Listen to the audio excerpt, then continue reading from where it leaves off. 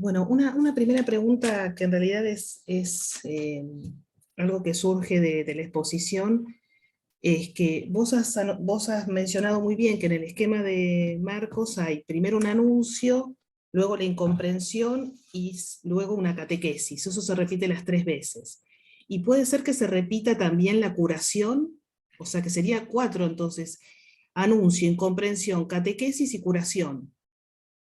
Bueno, curación por lo que tenemos ahí son de 2 ciegos, ¿no es cierto? Tenemos 2 curaciones, que se convierten, que tienen una fuerza simbólica, ¿no es cierto? Porque justamente al ser ciegos, ¿no? Y acá el tema es la incomprensión de parte de los discípulos. Entonces, la incomprensión indica oscuridad, ¿no? Cuando Jesús te ilumina, entonces comenzás a comprender, ¿eh? O como cuando alguien te dice, interpreta el momento que estás viviendo, ¿eh? ¿Viste? Cuando dice, che, necesito luz, necesito que me den luz en este tema, en este problema, ¿no? Bueno, en el camino del discípulo yo necesito luz para ser discípulo, porque yo puedo ser cualquier otra cosa, miembro de un club, miembro de cualquier institución, pero si yo quiero ser discípulo de Jesús, necesito la luz de Jesús, la luz de la revelación, de la divina revelación, ¿no? Porque esa es la naturaleza, es divino-humana. En teología se dice teándrico, teos, Dios, andros, hombre. Divino-humana, esa es la naturaleza de la revelación. De la divina, le decimos divina revelación, que se hace presente en este mundo. Pero no es fácil comprender el camino de Jesús, el camino que Él eligió para sí y para aquellos a los que Él llamó, ¿no? Es un camino para llegar a la vida, ahí está, ¿no? Bien, Norberto.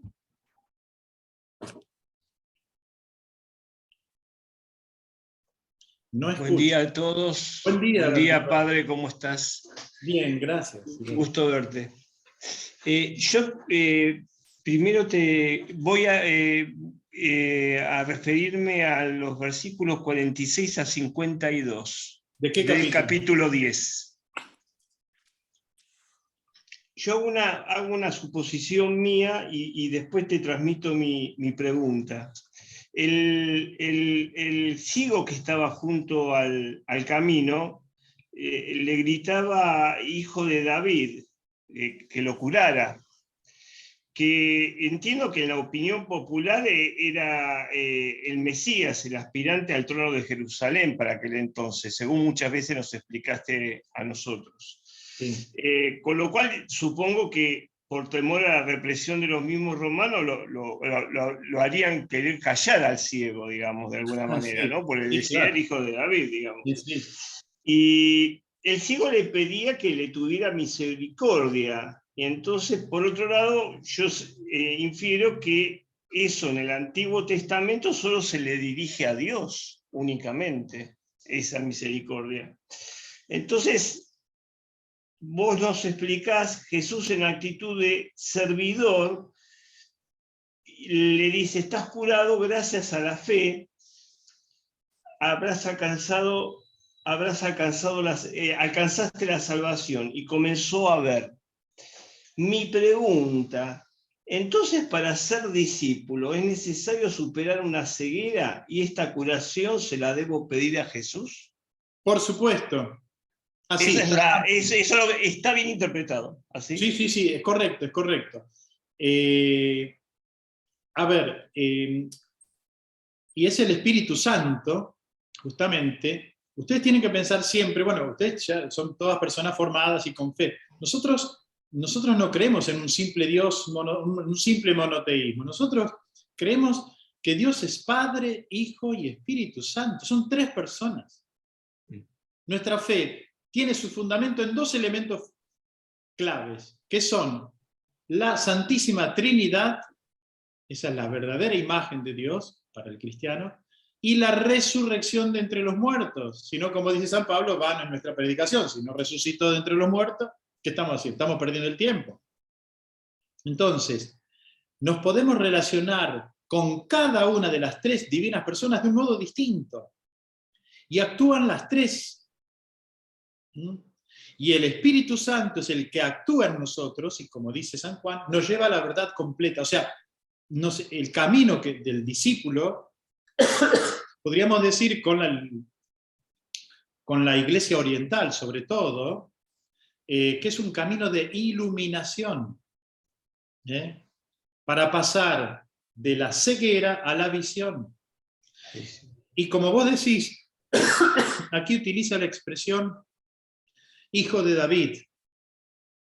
Estamos entrando a Jerusalén. No es casual que el ciego, este ciego, le diga hijo de David a Jesús. Jesús entra realmente, entra como el de la descendencia de David a Jerusalén, ¿no? Y sabemos, eso lo vamos a ver la próxima, sabemos que es aclamado. Algunos interpretan que la misma multitud que lo aclamaba después va a pedir que lo crucifiquen. Bueno, hay autores, y me parece interesante, que distinguen dos tipos de multitud. La que lo venía acompañando por el camino y que vio la curación del ciego, lo llama hijo de David, creen en él, hijo de David, y la multitud que está en Jerusalén, los habitantes de Jerusalén. Es decir, como que son dos multitudes distintas. Esa es una línea muy interesante de interpretación. Pero bueno, volviendo a tu pregunta, sí es así. En nuestro camino, en el camino del discípulo, nosotros nos tenemos que dejar iluminar por la palabra. Por eso Jesús va formando a los discípulos. Acuérdense, pónganse en este esquema en la cabeza para entender Marcos. Toda la primera parte del Evangelio es el anuncio del reino de los cielos, la llegada del reino, la potencia del reino. Por eso Jesús cura toda enfermedad y toda dolencia, resucita muertos, en fin, se muestra la potencia de Jesús. Bueno, con el anuncio, la proclamación, el anuncio del reino. En los apóstoles va a ser el anuncio de Jesús, muerto y resucitado. Bueno, esa es la primera parte, la proclamación, el anuncio. La segunda parte del Evangelio es la formación de los discípulos. O sea, después del anuncio viene la formación. Entonces, primera parte del Evangelio, anuncio, proclamación de la nueva realidad que se ha hecho presente en el mundo. Segunda parte del Evangelio, formación para comprender esta nueva realidad que ha irrumpido en el mundo de los humanos. Ok, lo entendí perfecto. Gracias, muy amable, padre. Gracias, Norberto. Bueno, hay un montón de preguntas en el chat, entonces voy a leer, leo y activo el audio. Una pregunta es, ¿qué tenían estos discípulos para que Jesús los elija? ¿Por qué los elige? Es lo mismo que le preguntáramos qué tenía Jesús en la cabeza cuando nos bautizaron a nosotros. ¿Qué tenían? Y ahí te demuestra que la elección es un acto de gratuidad, no de superfluidad. La fe no es superflua, es gratuita, es libre generosidad, ¿no? Y hay que pensarlo siempre, bueno, desde la historia de Israel, nosotros hicimos con ustedes el curso, ¿se acuerdan? El año pasado, del Antiguo Testamento, hay que pensarlo que Dios elige a un pueblo, ¿no?, para llegar a todos los pueblos, no para que ese pueblo se sienta orgulloso de haber sido elegido por Dios. No, no, no. De ahí nace la misión del cristiano, es decir, yo recibo la fe, pero así como la recibo, la tengo que anunciar, la tengo que compartir con otros. Dios quiere llegar a todos, dice San Pablo, Dios quiere que todos los hombres se salven y lleguen al conocimiento pleno de la verdad. Entonces, y elige porque elige gratuitamente. Es muy difícil responder esta pregunta. No sé, elige así, es totalmente libre para elegir Dios, ¿no? Elige a quien quiere, cuando quiere y cómo quiere, busca la modalidad. Pero lo importante es eso, lo importante es que elige, ¿no?, porque a través de nuestra frágil realidad quiere llegar a otros. De ahí nuestra responsabilidad, ¿no? ¿Y quiere decir entonces que no es necesario el mérito para que nos elija? Absolutamente, ningún mérito, ninguno. En todo caso, si queremos hablar de mérito, el mérito sería responder generosamente, o sea, amor con amor se paga. O sea que por ahí podría pasar el mérito, ¿no? No ser indiferentes. Daniel Bloch, tenés que activar tu audio. Uy, lo tenemos a Daniel, qué bueno. Sí. Sí, buenos días. ¿Qué tal, hermanos? Hola. ¿Qué tal, padre? Dos preguntas que me parece que la primera la contestó con el primer hermano que preguntó. Yo digo, la incomprensión, ¿no? También no es un proceso porque faltaba la venida del Espíritu Santo. Y la segunda que hago en cuanto a nuestra formación, en cuanto a familia franciscana. Por eso decimos que la formación es un proceso de conversión que nos lleva toda la vida. Bueno, sí, efectivamente. Por eso es un camino, ¿no? Incluso podríamos decir que la esperanza es un camino, ¿no? Que la caridad, o sea, las tres virtudes teologales, ¿no? Son para nosotros un camino, o sea, nosotros por ahí lo pensamos como algo así, casi, no sé, como un absoluto, un abstracto, una cosa ya definida. No, no, no, no. Necesitamos recorrer. Jesús mismo, dice la carta a los Hebreos, aprendió por medio del sufrimiento la obediencia. Y dice Lucas que Jesús crecía en gracia y en estatura. Es decir, si Jesús hizo un camino, ¿por qué no lo vamos a hacer nosotros también? O sea, todos tenemos que hacer un camino de maduración, así como tenemos que hacer un camino de maduración humana, afectiva, tenemos que hacer un camino de maduración en la fe. Muchísimas gracias, Pablo. Bueno, acá justamente Marcos nos dice de qué manera Jesús, que en la segunda parte les he dicho, Jesús forma a los discípulos. Por eso yo los invito ahora a leer, ¿se acuerdan? Después del primer anuncio de la pasión, vamos al primer anuncio, 8:31, después de esa controversia que tiene con Pedro, ¿no? Ponte detrás de mí, Satanás. Bueno, Jesús dice en el versículo 34, 8:34, llamando a la gente a la vez que a sus discípulos les dijo, si alguno quiere venir en pos de mí, niéguese a sí mismo, tome su cruz y sígame. Tenemos tres conflictos. Tres conflictos. El primero es este, el que acabamos de leer. Por un lado, lo que Dios quiere, y por el otro lado, lo que quieren los hombres. Ese es el primer conflicto. Versículo 34. Marcos 8:34. Segundo, versículo 34, dije bien. No, perdón, el 33. El 33 es, estoy leyendo el texto, es cuando Jesús le dice a Pedro, en el 33, tus pensamientos no son los de Dios, sino los de los hombres. Ahí está el primer conflicto. Lo que Dios quiere y lo que quieren los hombres. El segundo conflicto es el del versículo 34 que acabo de leer. Lo que el yo quiere y lo que exige el seguimiento de Jesús. Leo de nuevo el 34. Si alguno quiere venir en pos de mí, niéguese a sí mismo, tome su cruz y sígame. Luego viene el tercer conflicto, se da entre lo que corresponde a un uso desenfrenado de las potencialidades de la vida y lo que en vez se requiere si se acepta por medio de la fe la propuesta de Jesús y de su evangelio. Es lo que dice el versículo 35. Quien quiera salvar su vida, la perderá. Pero quien pierda su vida por mí y por el evangelio, Jesús se identifica con el evangelio, la salvará. Lo voy a explicar de nuevo, esto no es tan fácil de entender esto. Este versículo 35 es muy importante. Quien se queda solo consigo mismo y se concentra en la propia vida presente, perderá todo. Eso significa uso desenfrenado de las potencialidades de la vida. Es decir, Dios nos da, usted basta ver a los niños cómo juegan, la energía que tienen. Yo a veces digo, Señor, dame un poquito de energía de estos chicos, porque a veces me cuesta levantarme, me cuesta hacer alguna cosa.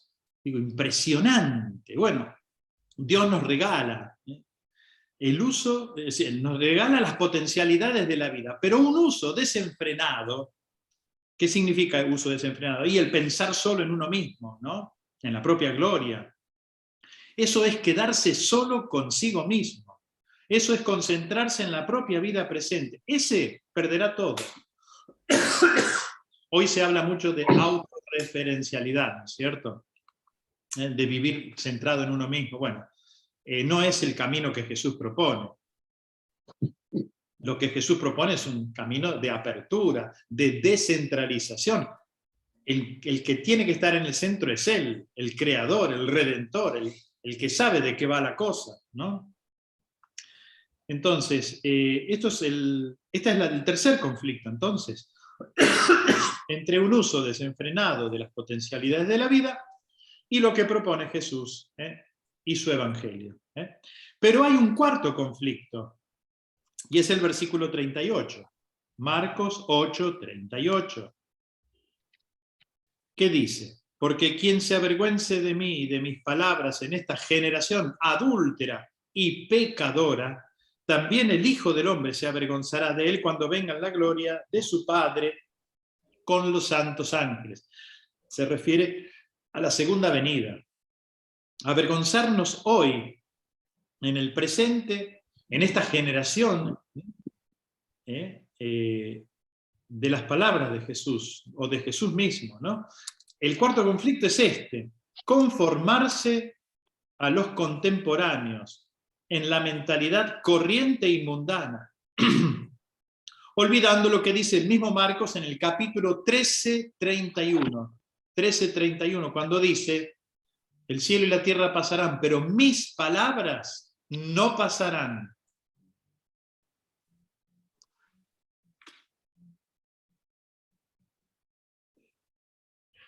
Bien. Bueno, leo una pregunta. Bueno, una pregunta de Marta Moyano, la voy a leer, y Marta, si querés hacerla vos o la mejor, te abro el audio.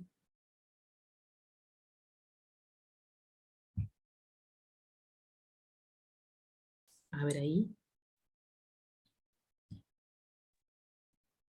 A ver, Hola, Marta, ¿qué tal? ¿Cómo están? Ahí está. ahora sí, perfecto. Buen día, hermoso el compartir.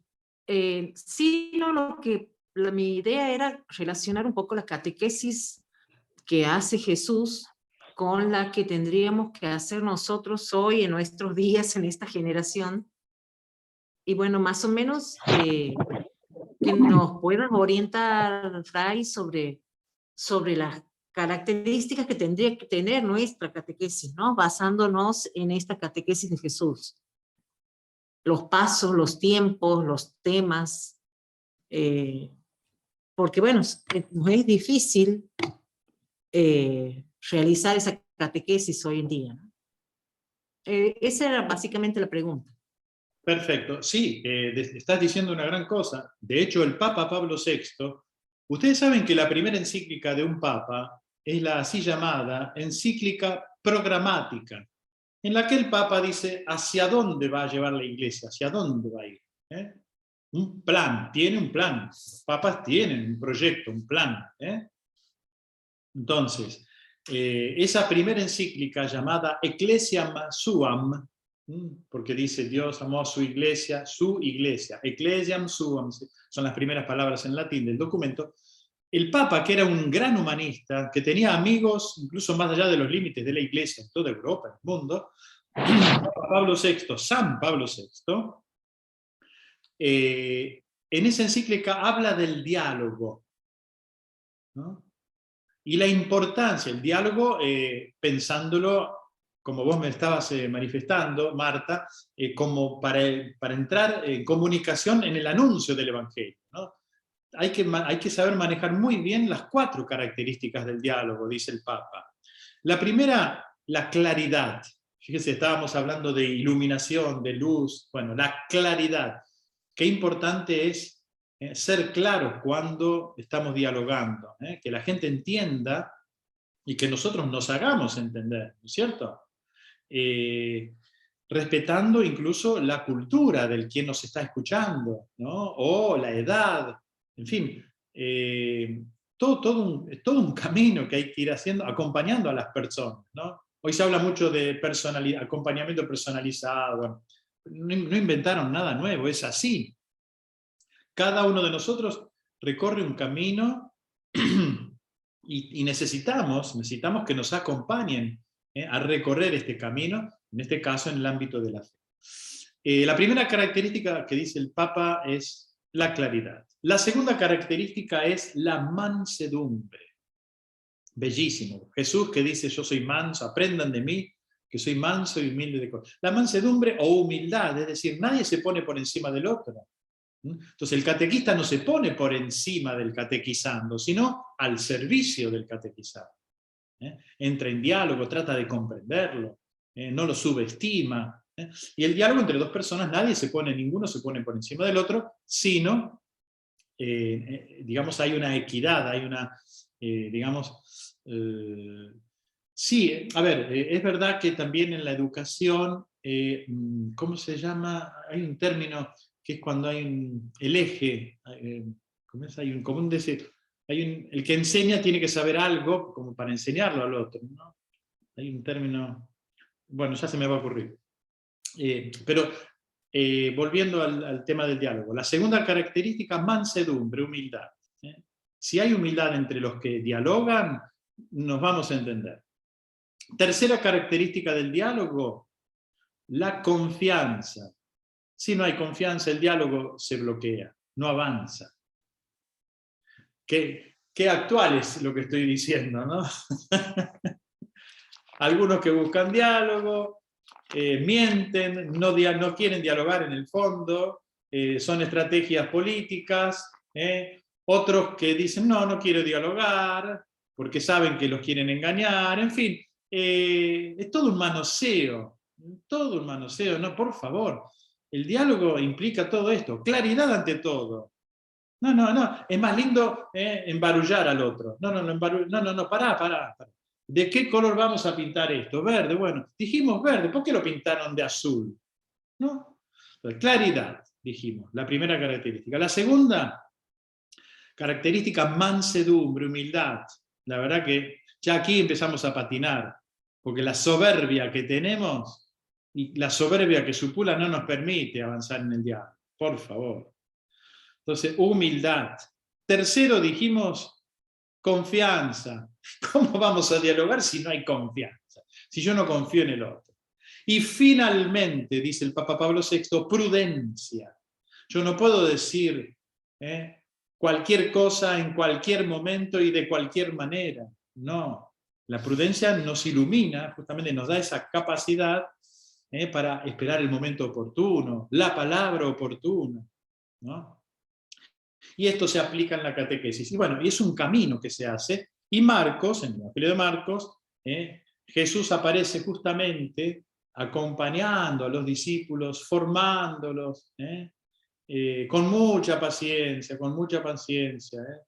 Les anuncia cuál va a ser el camino del Mesías, del Cristo, los discípulos no entienden, Jesús hace una catequesis, otro anuncio, otra incomprensión, y porque hay incomprensión, y aquí quiero decir otra cosa que está en el texto que estamos leyendo, está en el capítulo 9, ¿se acuerdan cuando bajan de la montaña después de la transfiguración? Que Jesús dice, al llegar junto a los otros discípulos, porque a la transfiguración van 3 nada más, ¿no? Bien, cuando bajan de la montaña, dice, Jesús vio a mucha gente que los rodeaba, a los otros discípulos que se habían quedado abajo, y a unos escribas que discutían con ellos. Toda la gente al ver a Jesús, quedó sorprendida y corrieron a saludarle. Él preguntó, ¿de qué discutían con ellos? ¿O de qué están discutiendo? Uno de entre la gente le respondió, maestro, te he traído a mi hijo que tiene un espíritu inmundo y mudo, donde quiera que se apodera de él, bueno, está. el famoso endemoniado epiléptico, así llamado. Jesús les va a decir a los discípulos una cosa durísima. A Pedro le había dicho Satanás, a los discípulos que no pudieron expulsar ese demonio, ese espíritu impuro, les dice: generación incrédula, ¿hasta cuándo estaré con ustedes? ¿Hasta cuándo los tendré que soportar? Tráiganmelo. Bueno, y locura, ¿no? Ahí nomás locura, ¿no? Después, aparte, hacia el final, ¿por qué nosotros no pudimos? ¿No? Y dice Marcos, en el versículo 9, Marcos 9, 29, dice: esta clase con nada puede ser arrojada, sino con la oración. Es decir, los discípulos no solamente no comprenden, sino que se muestran impotentes, incapaces. Y Jesús, en el capítulo 6, les había dado el poder de expulsar toda enfermedad, todo demonio, toda enfermedad, de curar toda enfermedad y dolencia. Entonces no pudieron, pero no pudieron porque no comprendieron. Se usa también la expresión ininteligencia. La ininteligencia de los discípulos y la incapacidad de los discípulos. Son dos elementos que los va acompañando y que nos va acompañando también a nosotros, ¿no? O sea, cada uno de nosotros tiene momentos de incomprensión. Por eso el tema del corazón en la Biblia no es simplemente la sede de los sentimientos. El corazón, en sentido bíblico, es la sede del hombre donde se toman las decisiones más profundas. Por eso necesitamos ser iluminados, ¿no? Para tomar decisiones correctas, para hacer discernimientos correctos. Entonces, incomprensión y impotencia. Bueno, Jesús nos da la capacidad de comprensión y también la fuerza necesaria para hacer nuestro trabajo. Muchas veces nos encontramos frente a dificultades, y bueno, a veces no sabemos cómo actuar. Bueno, Jesús nos da la fuerza. Y esto en cada ámbito profesional, no voy a entrar en particulares, pero cada ámbito tiene sus problemáticas y la necesidad de que tengamos la fuerza interior y espiritual y física. Bien, gracias Marta también por la pregunta. Bueno, leo otra pregunta de Silvia Trovarelli. La imagen de que algunos estaban poseídos por un demonio, ¿era una imagen que se usaba en la época para indicar malas actitudes? ¿Por qué nosotros ya no usamos ese tipo de imágenes? Más bien hablamos de pecados o maldades. Sí, bueno, a ver, en la antigüedad, estamos hablando de 2000 años atrás, ¿no? Hoy muchas cosas las sabemos a través de la ciencia médica, ¿no? En la antigüedad, por ejemplo, una enfermedad que no se podía, digamos, diagnosticar, se decía que porque tenía un espíritu impuro. Por ejemplo, un mudo. No sabían cómo explicar en la antigüedad por qué una persona era muda. Entonces tiene un espíritu impuro, mudo, o ciertas agresividades, ¿no es cierto? Hoy ya desde la psicología se explican muchas cosas. Bueno, Marcos, que no es ajeno a esa cultura y a ese ambiente, nos habla entonces de estos espíritus impuros que afectan a los seres humanos. Hoy tenemos muchas ciencias que nos ayudan a resolver muchos de estos problemas, pero también la ciencia tiene sus límites, no es que resuelve todos los problemas, ¿no? Y escuchando a los distintos profesionales en las distintas áreas, en la antropología, en la bioética, en la psicología social, algunos se rompen la cabeza para explicar cosas que les cuestan muchísimo, muchísimo, ¿no? Entonces, hay espíritus impuros, son espíritus, hoy ya muchos de esos espíritus ya los desvelamos, los desenmascaramos, les ponemos un nombre, ¿no? Otros hay que seguir descubriéndolos, cuáles son las causas y qué efectos producen, ¿no es cierto? Bueno, Jesús, y como son espíritus, Jesús viene a liberarnos de estos espíritus, porque decíamos hace un rato, en Marcos, espíritu impuro es igual que demonio. Jesús libera de estos espíritus impuros, de los demonios, pero a Pedro le dice Satanás, es decir, le dice adversario. Hay que distinguir entre algo entre espíritus y personas. Espíritus son estas realidades, que a veces superan al ser humano, que tratan de esclavizarlo. Por eso es necesaria una intervención divina, para poder hacer frente a estos espíritus impuros. Ahora, eso sí, Jesús no nos va a sacar la responsabilidad cuando nos ponemos delante de él, como Pedro, para bloquearle el camino, como piedra de escándalo, piedra de tropiezo, con otro pensamiento que no sea el del maestro. Entonces, sí, Jesús viene a liberarnos de esos espíritus impuros, pero también nos viene a llamar a la responsabilidad de la necesidad que tenemos todos nosotros de formación. No sé si respondí a la pregunta, capaz que amplié demasiado y no fui al grano con tu pregunta. A ver. Silvia, no sé si Silvia querés abrir el audio. Silvia Trovarelli. Sí, hola, buen día. Sí, está bien, gracias. Lo que pasa es que es como que estoy en la calle, por eso. Creo que la otra vez hice una pregunta parecida con respecto a los demonios y a, claro, es como que en la antigüedad no había explicaciones para muchas actitudes y ya la ciencia y la educación y demás han podido aclarar gran parte de los comportamientos humanos, ¿no es cierto? Claro, las cosas que no se veían, por ejemplo, una persona muda, en cambio una persona que tiene lepra se ve en la piel, ¿no es cierto? Eran evidentes. Claro. Así que Silvia, estás en la calle, estás en camino, estás como los discípulos de Jesús. Y tuve que salir a hacer unas compritas, pero bueno, dicen que el ¿no? ángel se le apareció a María, no cuando estaba en la iglesia rezando, sino mientras estaba haciendo la comida, ¿no? Es que hago varias cosas juntas, cocino, escucho. Sí, ya nos damos cuenta. Bueno, sos igual que mi hermana, no sé cómo hacen, son multitask, las mujeres yo no sé cómo hacen. Así que, bueno, no, sí, se me aclaró la pregunta, ¿no? Bueno, gracias. Sí, o sea, el tema de expulsar demonios en la actualidad no se entiende de la misma manera que en aquel tiempo. Claro, expulsar demonios, dice, es hacer un éxodo, ayudar a que la otra persona haga un éxodo. Si los que hicieron el curso el año pasado saben que un éxodo significa salir de la tierra de esclavitud a la libertad, es un camino hacia la libertad. Entonces, Jesús, o sea, esto se lo dice el Papa Benedicto, se lo dijo el Papa Benedicto XVI en 2011 a los jóvenes. Dios no nos quita nada, al contrario, nos lo da todo, ¿no? Hay gente que piensa que Dios le viene a quitar algo, ¿no?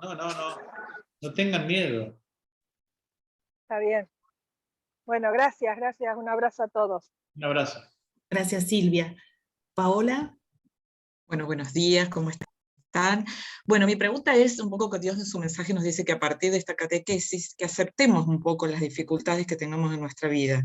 Ese sería el camino de cruz, ¿no? Yo creo que hoy en día estamos como aceptando muchas cosas.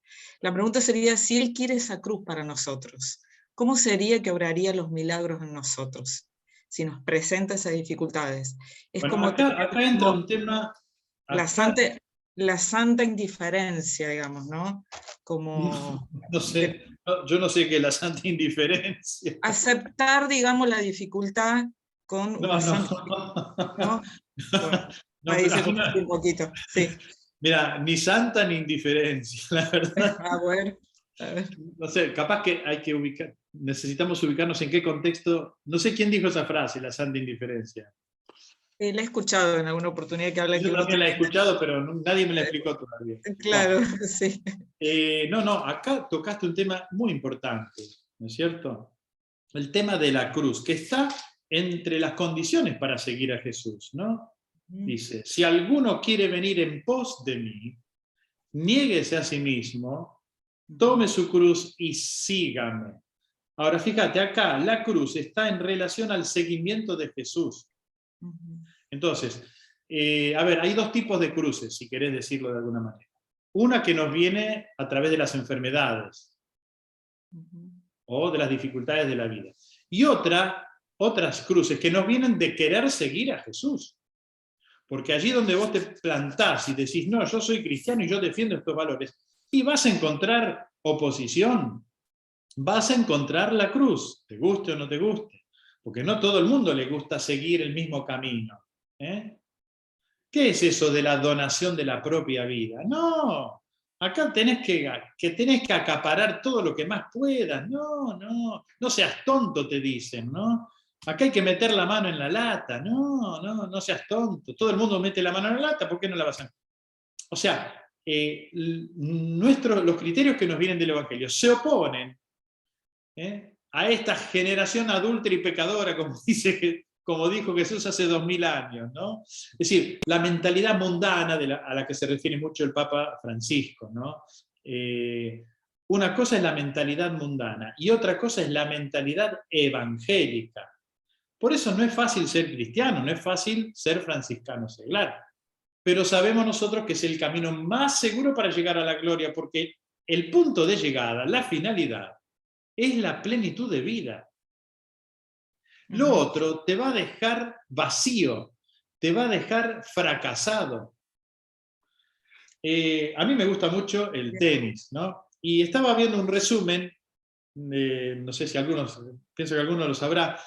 Vieron que los tenistas después, cuando llegan a una cierta edad, se despiden, hacen un partido final y se despiden. Y estaba viendo la despedida de Roger Federer, que es uno de los más grandes tenistas de la historia, creo yo. El hombre lloraba. Todo tiene su fin. El hombre tocó la gloria. No sé cuántos torneos ganó. Y además su estilo además de los millones de dólares que ganó. Bueno, está. Pero le llegó el día de la despedida, llorando, incluso los otros jugadores que participaron y lo acompañaron, bueno, la familia, todo el mundo llorando, ¿no? Es una pérdida. Ya el hombre tiene más de 30 y pico, no sé cuánto llegó, creo que tiene 34, 35, es una locura, jugó muchos años. Bueno, pero todo tiene un límite en la vida. Y hay un momento, entonces, atención, nosotros siguiendo a Jesús, vamos por el camino seguro. Bueno, en este caso el tenista, con el sacrificio, bueno, llegó a la gloria, pero llegó a la gloria con mucho sacrificio. Bueno, pero también para el que llegó a la gloria de este mundo, digamos, esa misma gloria tiene un límite. La diferencia con la gloria evangélica es que no tiene límite. Nuestro sacrificio diario, que no lo ve nadie, que lo ve Dios, no tiene límites. Es impresionante esto que estoy diciendo porque realmente es así. La gloria humana tiene su límite. La fama, todo tiene su límite. Bueno, hay jugadores que terminan bien porque no se la creen, saben invertir bien lo que ganaron, no se ensoberbecen, no se vuelven locos con la fama y la gloria, y hay otros que se vuelven locos, que ni siquiera 500 psicólogos les alcanza para decirle, no, mirá que somos seres de carne y hueso, somos humanos, no somos Dios, somos humanos. Bueno, pero la idea esta que les acabo de transmitir, la gloria humana se termina y tiene su límite. La gloria que Jesús nos promete, pasando por el camino de la cruz, del sacrificio, de la donación de nuestra existencia, no tiene límite. Por eso decimos, es eterna, dura para siempre. Bien, y en esa pregunta depende entonces en este sacrificio, además depende de su gracia para poder llegar a ese caminar. Por eso decía, depende, sin mí no pueden hacer nada. Así sería un poco la fe. Sí, claro, sí. Es imposible. Sin la gracia nosotros no podríamos, primero no podríamos ni comprender, y luego no tendríamos la fuerza para avanzar en este camino. ¿Cómo hicieron los mártires para avanzar? Dice la liturgia, Dios demuestra su fuerza en la fragilidad humana.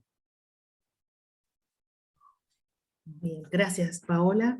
Bueno, aquí leo una pregunta. Agradecen la referencia a Pablo VI y a la encíclica programática, pero te preguntan cuál es la encíclica programática del Papa Francisco y cuál es el tema que él hizo hincapié, así como Pablo VI hizo hincapié en el diálogo. Muy buena pregunta, porque en el caso del Papa Francisco, ustedes saben que la primera encíclica, estrictamente hablando, es sobre la fe. No me acuerdo, se llama Fidei Donum, bueno, tiene que ver con, no me acuerdo las primeras palabras, que la había escrito, la había comenzado Benedicto XVI. Al renunciar el Papa Benedicto, el Papa Francisco la termina. Por eso se dice que fue una encíclica a 4 manos. Pero no es la encíclica programática del Papa Francisco. En realidad, el Papa Francisco no tiene una encíclica. Creo que se llama Carta Apostólica, no me acuerdo el título del documento como tal, que es la Evangelii Gaudium, exhortación apostólica, creo. Exhortación apostólica, sí. Sí, Evangelii Gaudium, la alegría del Evangelio. Ese es el documento programático del Papa Francisco. Sería la alegría, entonces, el tema central. Sí, bueno, pero ahí el Papa dice un montón de cosas, un montón. Empezando por la alegría la riqueza y la belleza de la fe, en palabras del Papa Benedicto, pero en palabras del Papa Francisco sería la alegría del Evangelio, ¿no? Pero tiene un montón de temas, muchísimo. Tiene lo que él llama 4 principios, ¿no? La unidad es superior al conflicto. Hay que leerla sentadito, con calma, tomándose unos buenos mates. Pero vale la pena y es un lenguaje muy accesible, se las recomiendo. Gloria, ahí tenés que abrir tu audio. Gloria Scrimitzi. Sí, buen día y gracias por esta posibilidad. Buen día, Fray Martín, también. Buenos días. En Marcos 9 me llamó la atención cuando Jesús se encuentra con el padre del niño endemoniado y, bueno, decide hablar con él, le pregunta si cree, y el hombre, me llamó la atención la aparente contradicción. Dice, creo, pero socorre mi fe. O sea, aparentemente cree, pero ¿qué pasa con la fe? Entonces me pregunta, y Cristo lo cura igual, a pesar de esa contradicción inicial. Cura igual al niño.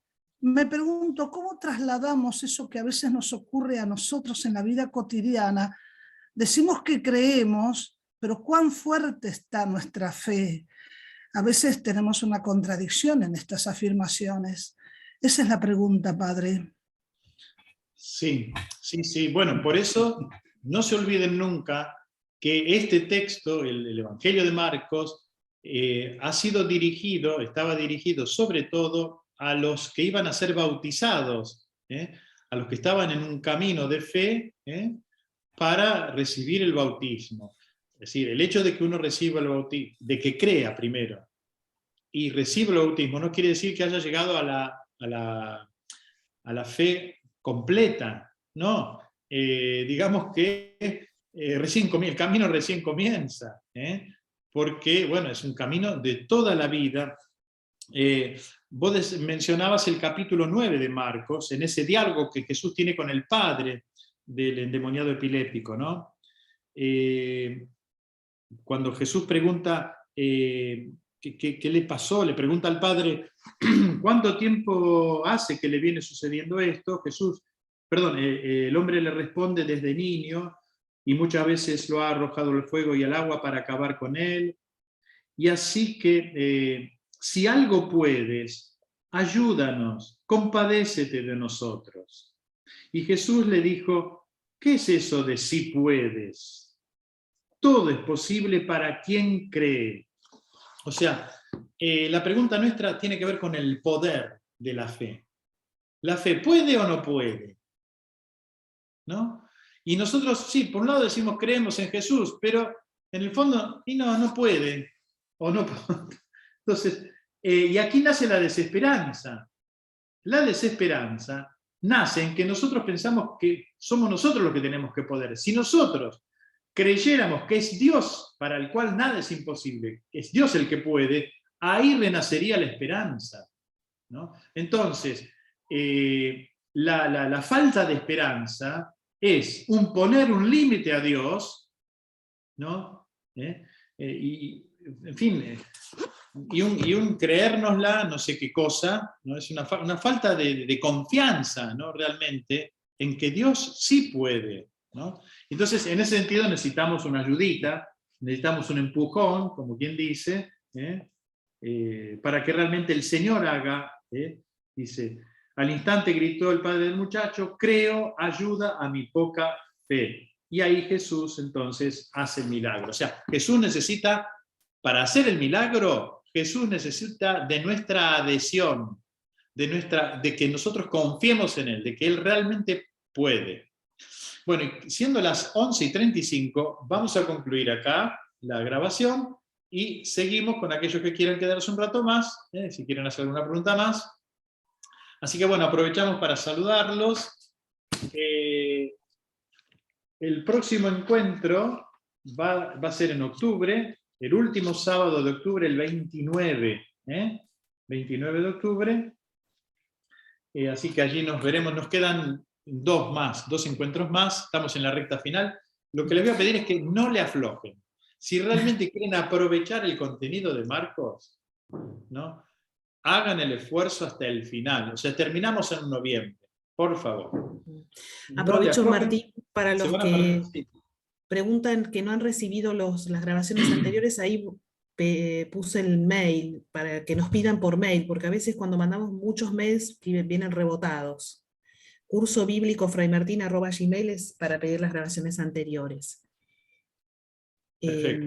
Bien, bueno. ¿Podés repetirlo?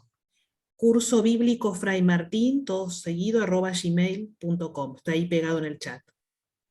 Pídanos. Repetilo, Débora, despacito, repetilo despacito. Curso bíblico fraymartin@gmail.com. Perfecto.